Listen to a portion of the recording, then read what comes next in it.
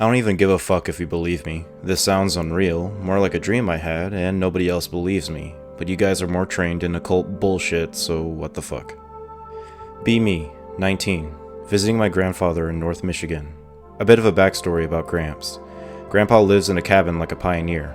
I never really knew him too well, only saw him once or twice in a few years. All I really know about him is back in the 70s he was in Nam. When I was 17, he confessed to me that he felt terrible about the things he had to do there, apparently beat a kid to death with a shovel. After that, I kind of avoided him, too freaked out to talk to him, especially since he was clearly unstable.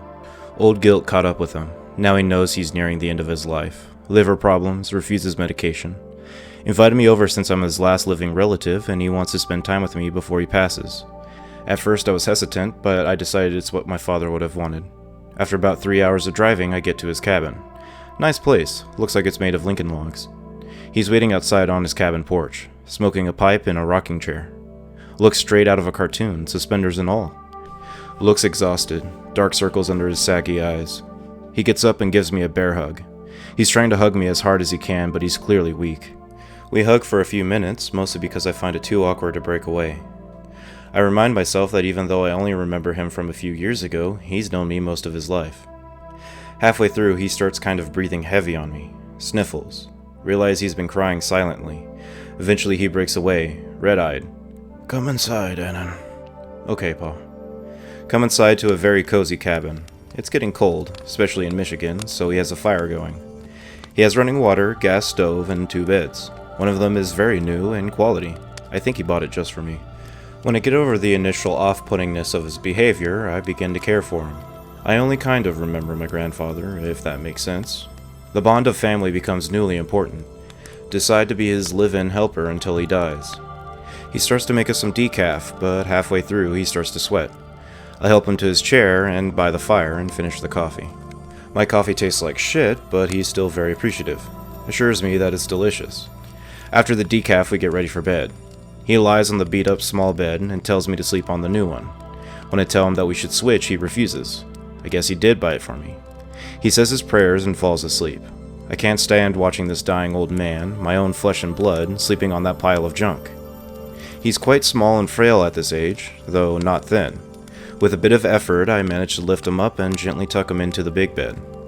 Move the small bed to the window and make sure to sleep facing it. That way the sun wakes me up. When the sun wakes me up, it's like 6 a.m. I slide the bed back and switch my grandpa back. Lay on the good bed for another 20 minutes before I realize I can't fall asleep again. All that lifting woke me up. Decide just to prepare breakfast and pack his pipe for him. Go to an outhouse near his cabin because flushing might wake him up. When I'm done, I step outside. Notice something behind his cabin. It seems to be a gate holding 6 black horses. They're shackled in these massive metal chains. Each horse has a huge metal ring around their necks. They're all chained together and all to the ground. Since it's like 6 a.m. and the forest is dark, they look creepy as hell. I thought it might have been a trick of the light, but their faces looked fucked up. Pick related is a horse's skull. You know how most horses don't look like that skull? These did. Their eyes looked almost red. I thought it might have been a reflection, like how cameras show red pupils. God, was I wrong. Stepped back inside to find Grandpa awake, sitting on his bed. Talked about what we were going to do for the day. He said his back felt good enough today that he might want to do some fishing. Not to stroke my own ego, but I attribute that to me letting him sleep in the good bed. Let me tell you, he might as well have been sleeping on the floor. Whatever. After breakfast of eggs and bacon, I drive him to a pond near the house. We fish for a while, silent the entire time. Wasn't awkward though. It was a comfortable silence. I didn't catch anything, but he caught a 3-pounder. Had to help him reel it in. He was very proud of himself, and that made me happy. Said he used to love going out fishing. Told him we'd make it into dinner. On the drive back, I asked him about the horses. I had kind of forgotten about them since early morning. Instantly, I knew I shouldn't have asked him. His cheerful smile was replaced with a kind of stern grin. He looked like he was forcing himself to maintain a rapidly fleeting smile. He told me not to worry about it. They were just some pets. I almost listened to him, except he nervously quivered when he said worry. Never happened before or after, so I doubt it was just some old man thing. When we got back, he showed me how to gut and debone the fish. Marinated it in a dry rub for about 30 minutes while he took a break to puff on his pipe. While he was doing that, I opened up the curtains to the back window and peered at the horses. They hadn't moved at all. They hadn't eaten or slept. They didn't look cold, but they were all shooting hot breath from their nose. I know, because it was cold. I saw it. I stepped outside to talk to my grandpa about the horses. Pa, did you forget to feed the horses or something? You don't feed these types of horses, son. I had no clue what he meant by that, but every time I tried to ask him, he would just ignore me and change the subject. When he was done, we stepped inside and had our dinner. I noticed he prayed extra long that night. Fast forward to the next morning. I just woke up with the sun and put my grandpa back into his bed. I decided to get a bit closer to the horses this time. Got just barely close enough so I could see them. I don't think they noticed me.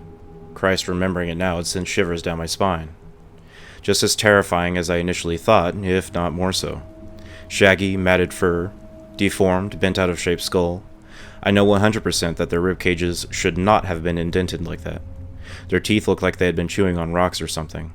It wasn't just their appearance, though. I've been around deformed animals before. It doesn't really bother me so much. They just had a fucked up presence. Like the feeling in your stomach after you watch some fucked up gore. Initially I had felt bad for them, but now I just wanted them to die. Strangely, however, I also wanted to get closer. Just being around them made me weak in the knees. I couldn't do it. One of them looked me in the eyes, and if I hadn't just used the bathroom, I would have shit myself. Ran back into the cabin and hid. Grandpa was just starting to awake, so I tried to forget about it and get to work. Today was supplies day, meaning we were going to go into town and refill on food, firewood, toiletries, etc. I decided to buy Grandpa a cake, too. Not for any special reason, just that it's important to have some fun while he could. Usually he just got someone to deliver him food, but it was good to get some exercise. Plus his back was feeling fine. We rode into town and my grandpa said he was getting sick. Poor guy hadn't been in a car for a while. Motion sickness got to him and we had to pull over. After that I realized we had to go quick. We got to a giant, except they call them something else there, Good and Plenty, something like that. Pick everything up. I hide the cake from my grandpa to surprise him with it back at the cabin. When we get back, something is wrong. I feel that same stomach feeling. There's a fucking racket coming from the back of the cabin. I pull up the car and step outside. The horses are going nuts. Littered on the floor behind them are white balls. Grandpa tells me, very sternly, to get into the fucking cabin. Shouldn't we drive away? Son, the worst thing we could do right now is try and escape. I have no clue what the fuck he's on about. When we get inside, he starts explaining. Remember that he's an old man and he's injured, so I can hardly understand him. He starts talking about how he didn't know that they were there when he bought the cabin. If he leaves, he's gonna die. They must have eaten something. From what I can piece together, if you feed them, they get stronger. And they can lure things in better. Once one of them got a bite, they got enough strength to lure in more and more. The most we can do is hope they run out of things to eat. A loud fucking crack, like a whip, snaps through the air. Grandpa goes silent. What the fuck was that, Pa? He stares at me, kind of empty-like. Looking back at it, he was accepting his death. One of them broke the chains. What the fuck, what the fuck, what the fuck? Pa looks at me with a kind of pain in his eyes. Behind you. I whip around, facing the building. You're a good kid, Sonny.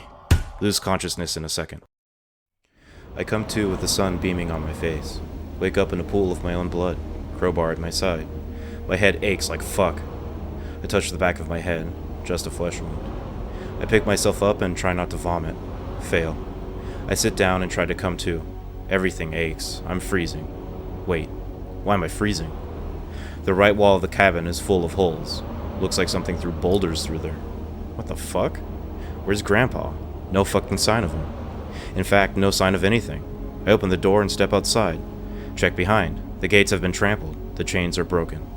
I get closer. Those white things were crushed up rabbits. The horses half chewed them and spit them out. Start to piece everything together. Promptly vomit again. Long story short. I walked back to the cabin and picked up a few things. I picked up my grandpa's pipe and his bluegrass tobacco. Found a golden cross that he kept hidden in his cabinet. Drove home without stopping. Next day I called a delivery boy and asked him to deliver to the house so I could see if I dreamed the whole thing. He told me the house was burned down. Guys, I have no idea what the fuck happened that day. I'm sitting here and smoking his pipe. Honestly, it's the only proof I have that any of this happened. My therapist can't explain it since I have physical evidence. My priest can't explain it since there's no records of demon horses or anything as far as we know. My friends tell me I'm full of shit. I don't know who else to turn to, guys. Help me. Hello everyone, I wanted to say thank you for listening. Make sure to like the video if you enjoyed this story, and remember to subscribe if you want to hear more in the future. Click the bell icon in order to be alerted when I have more stories to tell, and until then, don't go near the demon horses.